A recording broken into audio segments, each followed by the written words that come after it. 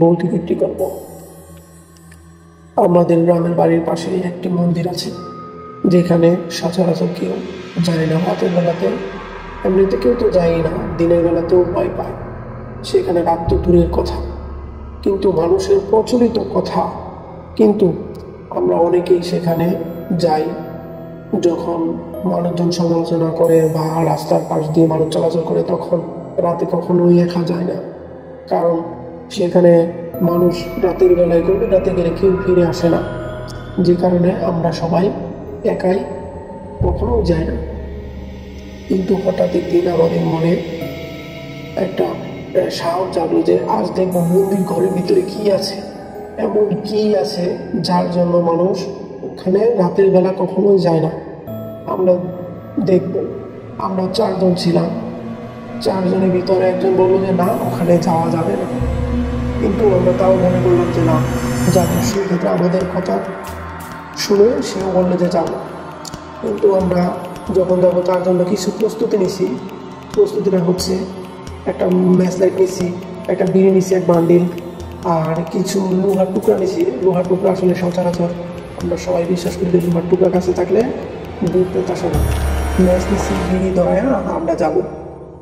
4 জনের হাতে 4টা বিড়ি। যখন মন্দিরের কাছে যাবো, চাইতে দেখি মন্দিরের এই যাইতে আর 5 মিনিট লাগবে। এর আগে দেখি একটা জ্বর শুরু হয়ে গেছে।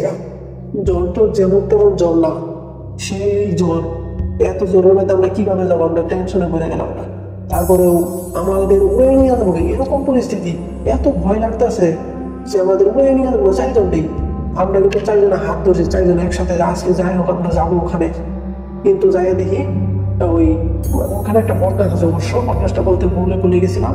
ওই বট গাছটা যখন যাইতেছে জ্বর দেখি আরো বেশি তীব্র খারাপ হয়ে গেছে জ্বর। এত জ্বর, যেরকম জ্বর আমি আর কোনোদিন দেখি না। টিন টুন ঘর বাড়ি সব নিতেছে গা। যখন নাকি বট গাছের কাছাকাছি গেছি দেখি নদীর ঘরের ভিতরে একটা কালো দুধে একটা লোক দাঁড়িয়ে আছে, যেখানে কোনো সারা শব্দ নয়, কিন্তু মন্দিরের আশেপাশে কোনো জ্বর নাই। ওই ঘাস পর্যন্ত জ্বর। আমরা যাই হোক মন্দিরের ওই বট গাছটা পার হয়ে যখন মন্দিরের সীমানায় পাড়া দিছি, দেখি সম্পূর্ণ জ্বর একবার থাইমে গেছে না, একদম স্তব্ধ হয়ে গেছে। মনে হয় যে এখানে একটু আগে কোনো জ্বর হয়েছে না। তারপরে ওই আমরা কোনো ভয় পাইছি না, শরীর একদম ঠান্ডা হয়ে গেছে। তখন আমরা মন্দির ঘরের ভিতরে গেলাম। ভিতরে বলতে আর কি সামনে আর একটা ঘর আছে মন্দিরে, ওই ঘরে ঢুকছি।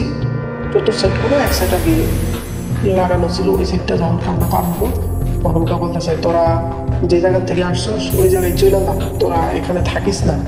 যদি থাকস তাহলে তাদের খুব খারাপ হবে অবস্থা। আমাদের হাতে যে বিড়ি ছিল, ম্যাচ ছিল, বিড়ি অলরেডি বাতাসের চাপে বিড়িগুলো অলরেডি সবগুলো নিভা গেছে। তাই আমরা ভয়, বিড়ি নিভা দেওয়ার পর একটা ভয় কাজ করতেছে, বিড়ি ওনার কাছে। তারপরে সামনে এটা কি বলতেছে, এর ভিতরে আমাদের বন্ধু একটা অজ্ঞান হয়ে গেছে তখনটা বলতেছে যে একজন অজ্ঞান হয়েছে, তোরা যদি বাঁচতে চাস ওরা নিয়ে এখনই চলে যা, আর যদি না যাস তাহলে থাক। একজন অজ্ঞান হয়েছে, তোরা সবটিকে অজ্ঞান করবো, মাইরা ফেলাম। তখনটা দেখি যে ওই আসতেছে একটা দিকে। আমরা যখন তো প্রস্তুত নিয়েছি, ওই দেখলাম ওই কালো জন্তু ভাকি ওগুলো দেখা যায় একটা মানুষের মতন, কিন্তু লম্বা। আমাদের কাছ দিয়ে আইসা শেরের মতন গেল না, শেরের মতন যায় না, বট গাছ ওইটা বললো। আমরা 4 জনে সেন্সলেস হয়ে যাই।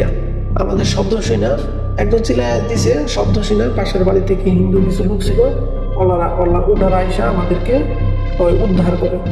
এই ছিল আমাদের সকালে ঘুমে থেকে ওইটা দেখি যে আমরা বাড়িতে আছি।